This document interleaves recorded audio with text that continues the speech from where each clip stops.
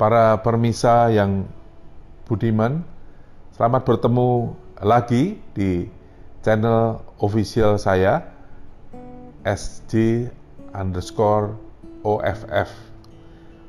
Di channel ini kita bisa saling berbagi banyak hal, berbagi pengalaman, berbagi pergumulan, dan berbagi solusi. Saya harapkan hal-hal yang saya ungkapkan ini sebagai pembelajaran kita bersama dan kiranya bisa menjadikan berkat buat kita di dalam mengelola bisnis dan mengelola kehidupan kita bersama. Bapak Ibu, kita masih di era pandemik yang semakin dahsyat, dan situasi yang seperti ini, ada orang yang ngomong ini bagaikan sebuah foto atau sebuah ronsen. Bapak Ibu, beberapa kali saya mengantar istri saya untuk di MRI, jadi di foto MRI. Itu begitu mengerikan, kamarnya dingin sekali, kemudian masuk satu mesin yang besar, masuk kayak sebuah terowongan gitu, nggak boleh bergerak. Kemudian ada suara ketukan-ketukan, pokoknya menyeramkan, seperti antara hidup dan mati begitu ya, seperti memasuki dunia lain begitu. Masuk mesin MRI itu menyeramkan. Tetapi yang lebih menegangkan dan menyeramkan adalah sebenarnya hasil ronsen atau hasil MRI itu, karena itu akan menjelaskan kondisi tubuh kita, bagian-bagian organ tubuh kita yang bermasalah. Pandemik ini seperti itu. Pandemik ini seram, menyeramkan, menegangkan, gawat. Tetapi sebenarnya yang lebih gawat adalah hasilnya. Hasil foto. Melalui pandemik ini sebenarnya diri kita, kualitas diri kita, hidup kita itu sedang difoto. Beres nggak? Ada yang sakit nggak? Ada yang something wrong nggak di dalam diri kita, di dalam hidup kita, maupun di dalam keluarga kita. Sebelum ada pandemik ini, keluarga kita kayaknya oke, everything is fine, ya, harmoni saja, aman-aman saja. Tetapi setelah ini terjadi COVID ini, kita kumpul sehari-hari di rumah 24 jam ketemu, mulai ada masalah, mulai banyak masalah. Ternyata our family is not okay. Demikian juga di perusahaan kita. Sebelum COVID ini kayaknya nggak apa-apa, jalan-jalan lancar-lancar aja. Tetapi begitu kena masalah corona ini, perusahaan kita jadi masalah. Bukan hanya masalah dari luar, masalah pesanan, order dari luar negeri, di lockdown semua, bukan masalah itu. Itu memang masalah besar. Yang paling besar tapi justru di dalam kita. Internal kita mulai bermunculan masalah demi masalah, dan itu lebih gawat dibandingkan dengan masalah internal. Nah, Bapak Ibu, kali ini saya mau mengajak kita belajar tentang bagaimana kita mengelola perusahaan. Mengelola perusahaan itu kita harus belajar dari alam. Dari alam kita ini, alam sekitar kita. Karena belajar dari alam itu sama dengan belajar dari Tuhan yang menciptakan alam. Tuhan menciptakan hukum alam yang paten dan pasti. Banyak hukum alam yang bisa kita pelajari ketika kita mengelola perusahaan dengan menerapkan hukum yang diciptakan oleh Tuhan melalui alam. Salah satu hukum alam yaitu yang disebut hukum sinergi atau hukum sinergitas. Apa itu? Nah, itu yang akan saya mau sharingkan ke Bapak Ibu. Judul dari topik bahasan kali ini adalah sinergi. Ketika 1 tambah 1 sama dengan 3. Loh, ini bukan hukum matematika. Kalau hukum matematika 1 tambah 1 itu sama dengan 2. Tetapi kalau sinergi itu 1 tambah 1 bisa 3, bisa 4, atau bahkan 5. Nah, menarik sekali Bapak Ibu. Sinergi ketika 1 tambah 1 sama dengan 3. Apa itu sinergi? Sinergi itu adalah sebuah proses atau sebuah interaksi antar seseorang atau antar bagian yang menghasilkan sesuatu yang optimum. Sehingga hasilnya itu lebih besar daripada penjumlahan atau penambahan unsur-unsurnya. Seperti tadi, 1 tambah 1, unsur 1 ditambah unsur 1 harusnya 2. Tetapi kalau tercapai satu sinergi, maka hasilnya lebih besar dari 2. Lebih besar dari penjumlahan unsur-unsurnya. Itulah sinergi. Jadi sinergi happen when the whole is greater than the sum of its part. Jadi ketika hasil keseluruhan itu lebih besar dari penjumlahan antar bagiannya.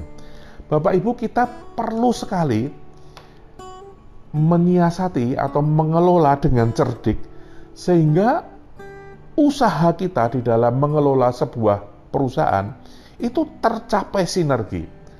Artinya melalui karyawan kita, melalui departemen-departemen yang ada di perusahaan kita, di pabrik kita, mereka bekerja sedemikian rupa sehingga menghasilkan ledakan, menghasilkan sesuatu yang lebih besar dibandingkan kalau mereka kerja sendiri-sendiri, apalagi mereka kerja dengan gontok-gontokan, itu tercapai yang namanya kontra sinergi.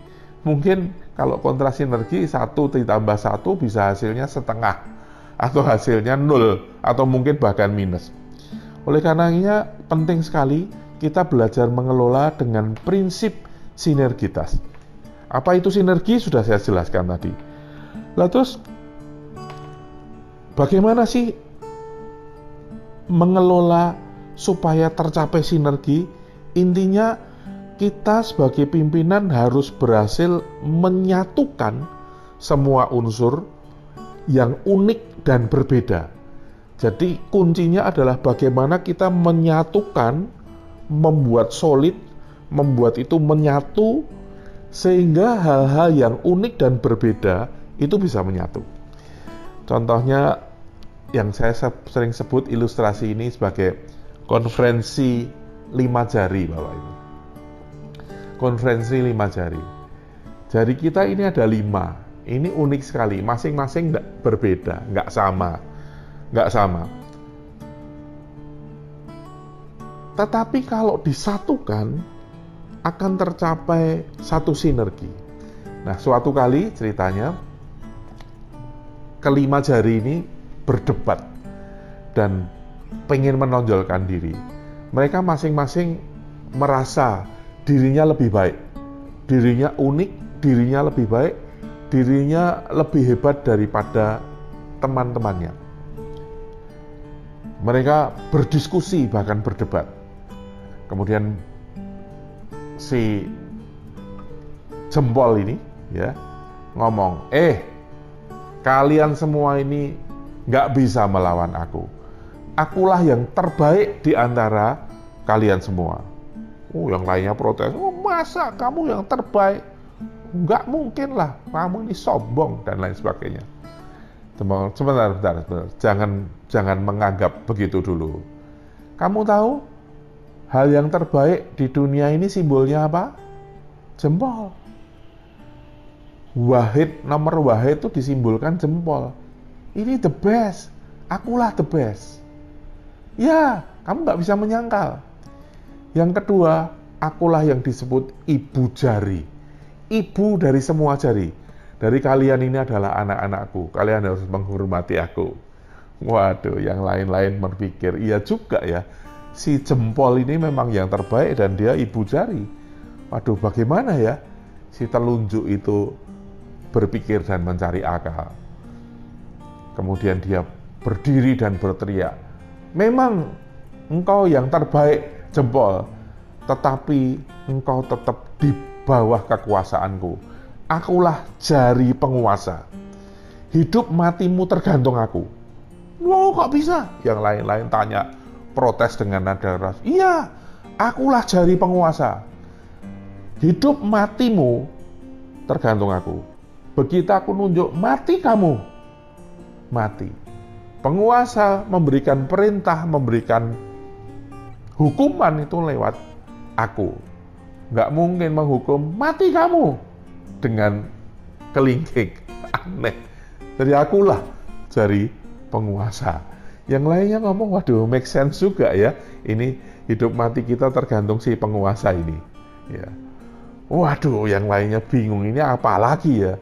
Kemudian jari tengah ngomong, coba kalian berdiri semua. Semua berdiri. Akulah jari yang paling tinggi. Akulah raja. Makanya aku di tengah, diapit oleh para panglima dan serdadu-serdadu yang lain. Seperti di catur, raja kan di tengah. Akulah raja. Jadi kalian semua hanya pembantu-pembantu. Kalian semua adalah abdi yang harus siap kemanapun saya perintahkan dan harus melayani aku. Waduh, bener juga ya. Sisa yang dua ini bingung dan pusing. Apa ya kelebihan dan keistimewaanku?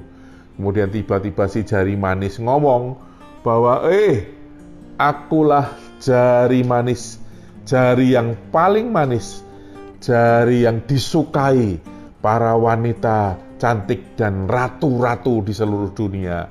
Karena hanya di tempatkulah dipasang cincin permata yang begitu indah. Tapi ya betul juga ya, nggak mungkin jari berlian cincin kawin itu dipasang di sini, apalagi di jempol. Nggak cocok dan nggak matching. Dan ini memang betul match itu di jari manis. Luar biasa ya. Bapak Ibu, jari manis itu bukan jari kalau kita hisap gini rasanya manis, bukan. Tetapi memang aneh ya, Tuhan itu menciptakan ring, wedding ring atau ring apapun juga, itu paling pantas itu ditaruhnya tuh di sini, dipakainya. Ini keunikan dan kehebatan serta keunggulan jari manis. Tinggal yang si kecil ini bingung, apa ini kelebihan saya? Dia sempat berpikir setengah menit sampai 1 menit. Kemudian dia berteriak dengan sedikit membentak Bapak Ibu. Jari-jari yang lain, kalian itu pengecut. Waduh, kok bisa dikatain pengecut ya? Iya, kalian pengecut semua. Kalian semua itu penakut dan punya jiwa pengecut. Kok bisa begitu? Apa alasannya? Dia ngomong. Bagaimana kalau kamu berdoa? Begini kan? Kamu menaruh saya di paling depan untuk menghadap dan meminta ampun kepada Tuhan. Kalian semua sembunyi di balik aku. Betul juga ya, betul juga. Dan juga katanya sebagai tambahan, kalau ada sesuatu yang nyempil-nyempil di hidung kalian, aku yang kamu pakai untuk ngambil. Wah, betul juga. Luar biasa Bapak Ibu. Masing-masing mereka mengungkapkan kelebihan, keunikan, dan kemenonjolan dirinya masing-masing. Kalau dipertahankan seperti itu, tidak dipakai sinergi, tidak terjadi sinergi, tidak terjadi. Makanya disatukan menjadi satu. Jari ini menjadi tangan, sehingga jadi kuat. Kalau hanya satu, ini dibebanin 2-3 kilo, mungkin sudah nggak kuat ngangkat Bapak Ibu. Tetapi, katakan saja kuat ngangkat masing-masing jari ini 2 kilo. Ketika 5 jari ini disatukan, dia bisa mengangkat barang lebih berat dari 10 kilo. Itulah terjadi hukum sinergi. Hukum sinergitas diciptakan oleh Tuhan di berbagai hal. Misalnya 2 buah kayu. Satu kayu ini kalau ditumpu akan patah di dalam 10 kilo katakan. Tetapi ketika dua buah atau 2 batang kayu disatukan, dilem kemudian dipaku, ketika ditumpu beban, dia pasti bisa menanggung beban lebih berat dari penjumlahan kedua unsurnya. Inilah sinergi. Demikian juga beton. Ketika besi-besi itu dirangkai, kemudian disatukan, dicor dengan semen, batu, kerikil, plus air diaduk sampai mengering, mengkeras menjadi tiang beton, itu kekuatannya jadi luar biasa. Itulah hukum sinergi. Tugas kita sebagai pemimpin adalah bagaimana kita menyatukan unsur-unsur yang unik dan berbeda Yang kalau dibiarkan, dia akan menonjolkan masing-masing, bahkan mungkin bertengkar, nggak tercapai sinergi, malah tercapai kontra sinergi. Tetapi pemimpin yang hebat adalah pemimpin yang pintar, pemimpin yang pandai. Dia bisa memotivasi, bisa merangkai cerita, dia bisa menyatukan anak buahnya yang unik dan berbeda itu menjadi satu kekuatan untuk mencapai sinergi. Dia bisa menyatukan antar departemen yang biasanya juga muncul ego kelompok, ego masing-masing departemen, lulu gue. Wah, kalau seperti itu perusahaan kita payah, Bapak Ibu. Kita sebagai pemimpin harus bisa menyatukan semua unsur, baik individu maupun kelompok yang ada di perusahaan kita. Dan dengan kepemimpinan yang efektif seperti itu, akan tercapai satu kekuatan yang dahsyat, dan saya yakin kita bisa melewati badai corona yang berat ini. Bapak Ibu, saya seringkali ngomong, memberi motivasi ke anak buah. Kita harus perkuat terus kondisi internal kita. Karena kalau kondisi internal perusahaan kita kuat, badai di luar, kita paling cuman kena flu. Kita mungkin ikut batuk-batuk. Mungkin ya sesek-sesek napas sedikit lah. Karena memang lagi musim pancaroba seperti ini. Tetapi, kalau dalam kita ini kita sakit jantung, kita sakit lever kita sakit, paru-paru kita sakit, kena badai pandemi dari luar, matilah kita. Jadi kalau di internal kita, perusahaan kita masing-masing korupsi, masing-masing kerjanya nggak karu-karuan, kalau nggak ada kita langsung santai-santai, ada kita baru pura-pura kerja. Kalau kondisinya seperti itu, celakalah kita. Harapan kita untuk hidup tipis kena pandemik yang seperti ini. Marilah kita memohon hikmat dan bijaksana dari Tuhan, supaya ketika kita memimpin perusahaan kita, kita bisa punya wisdom untuk menyatukan berbagai unsur yang unik, barangkali istimewa dan berbeda ini, yang punya potensi konflik, tetapi justru disatukan, mereka menjadi satu, seia, sekata, sebahasa, seperasaan, sepenanggungan, sehingga tercapailah sinergi.